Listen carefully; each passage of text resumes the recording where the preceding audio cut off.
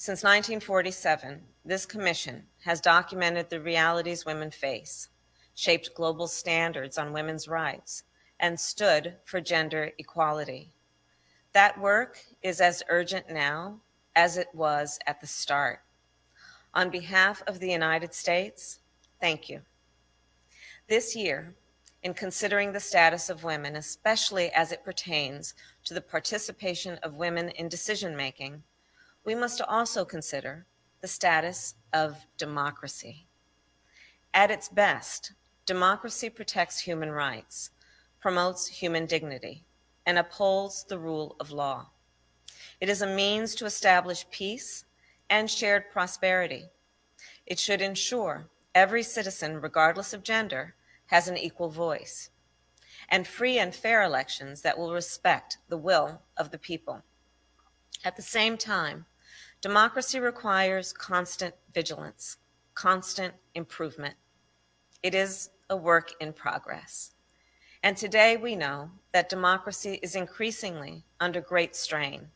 For 15 consecutive years, we have seen a troubling decline in freedom around the globe. In fact, experts believe that this past year was the worst on record for the global deterioration of democracy and freedom. So even as we confront a global health crisis, an economic crisis, it is critical that we continue to defend democracy.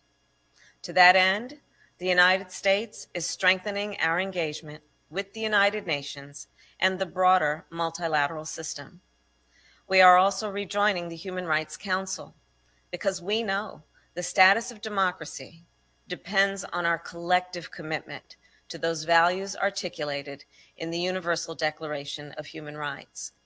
The status of democracy also depends fundamentally on the empowerment of women, not only because the exclusion of women in decision-making is a marker of a flawed democracy, but because the participation of women strengthens democracy.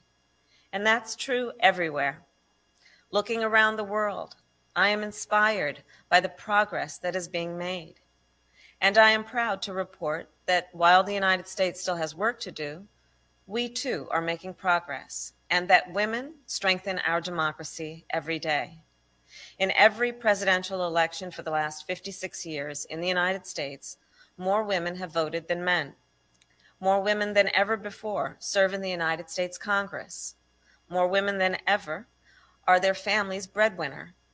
And just last week, the president nominated 2 women to take the helm of 2 of our 11 combatant commands.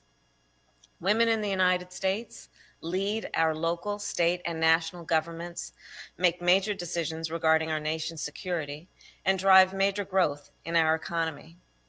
These are signs of progress. These are signs of strength.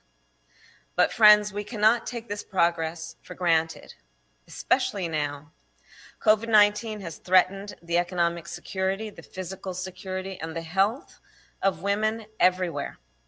As women struggle to get the health care they need, the pandemic appears to be reversing the global gains we've made in the fight against HIV/AIDS, tuberculosis, malaria, malnutrition, and maternal and child mortality. That's why, on the first day of our administration, the United States re-engaged as a member state and leader in the World Health Organization. And we are revitalizing our partnership with UN Women to help empower women worldwide.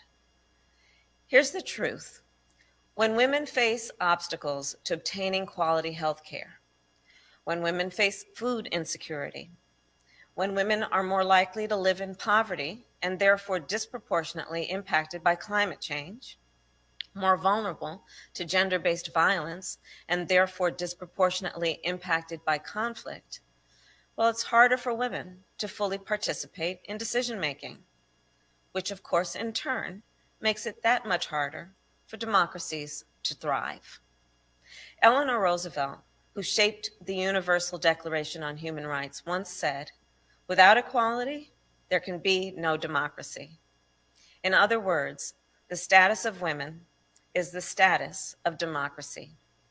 For our part, the United States will work to improve both. We are committed to upholding the democratic values embedded in the Declaration, and we firmly believe that when we work together globally, we can achieve the vision within it.